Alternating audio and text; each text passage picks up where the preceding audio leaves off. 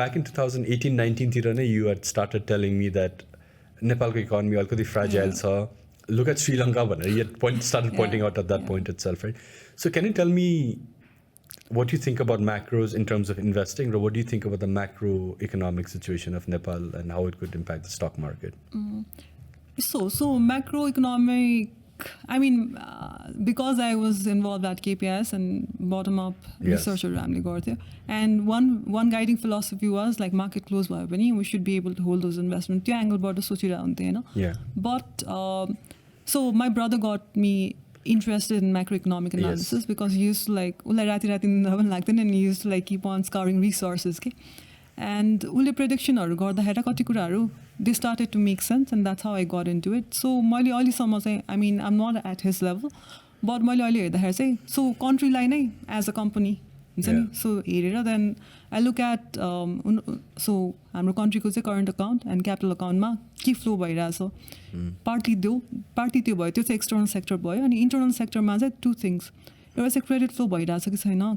कुन like intensity ले भइरा छ अनि जुन credit flow भइरा छ कुन sector मा गइरा छ यो चाहिँ NRB को त्यो monthly database मा पनि पाउँछ हैन then after that so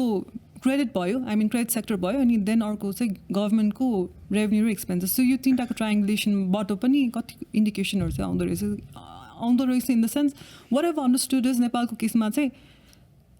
internal sector राम्रो गर्न थाल्यो but हाम्रो like economy is mostly अहिले पनि unproductive sector मा नै allocations हरु भएको छ नि त credit correct and त्यो हुने बित्तिकै external sector suffer गर्न थाल्छ रहेछ के so that's been a cyclical thing like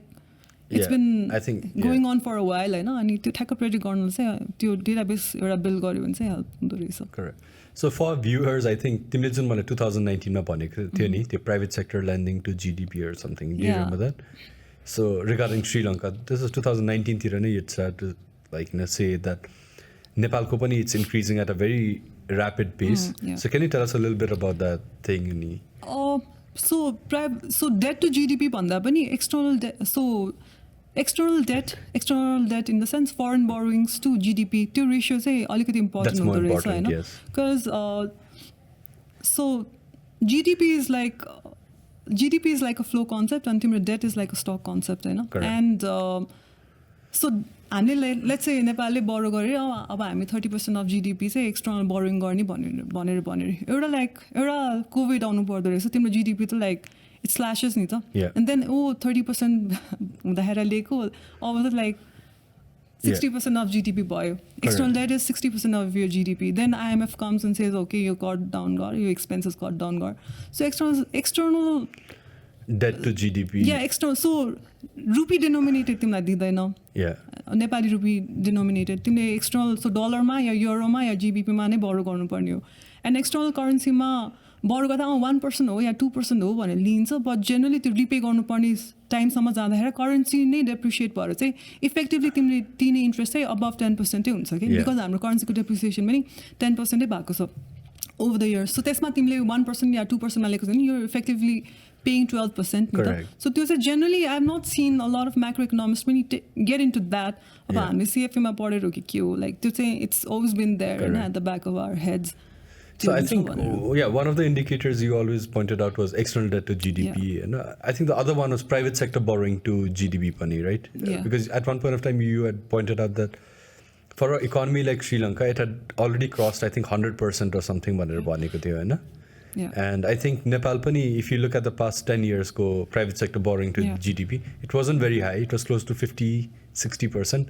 oily I think we are close to 100% maybe above that हैन so यस्तो economy मा चाहिँ किन पनि नो भन्दाखेरि यस्तो बाहिरबाट let's say I'm trying to send in FDI in Nepal को economy हैन बाहिरबाट analyst ले हेर्दाखेरि त okay यो company मा भनेर they look at these ratios के and the moment they see credit to GDP 100% को level ma okay no त्यति बेला नै they won't allocate money to so these are like FDI investments हरु भन्नु खोज्छ FDI and even external debt दिने कुरामा पनि or they charge you higher rates now so you get into that debt serfdom भन्ने debt like perpetual debt cycle के with these kind of numbers for an economy okay great because I wanted to understand actually the previous part where you looked at three things right एउटा external sector